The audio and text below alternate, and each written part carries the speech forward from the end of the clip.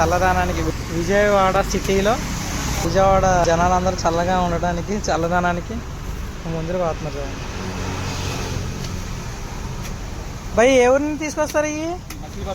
మచిలీపట్నం. మీరు ఇప్పుడు కూలి లెక్కేనా లేకపోతే ఏంటి? ఇప్పుడు ఎంత వస్తే అంత పంచుకోవడమేనా?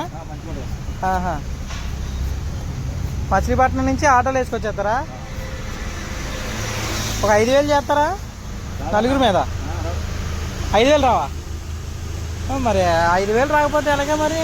మరి ఇంత ఎండలో కష్టపడి చెట్లు ఎక్కి ఇవన్నీ చేస్తే ఎప్పుడో తెల్లారుజామున లేచి పల్లెటూరులోకి వెళ్ళి చెట్లు అయి ఎతికి కోసుకొని మళ్ళీ సిటీల్లోకి వచ్చి ముంజుల కింద కోసి అమ్మితే మనిషికి 1,000 రూపాయలు కూడా గిట్టదంట.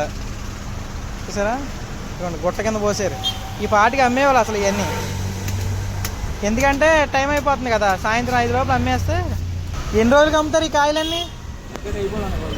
అయిపోవాలా?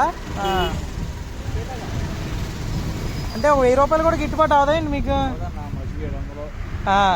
మరి ట్రాన్స్పోర్టేషన్ అవన్నీ?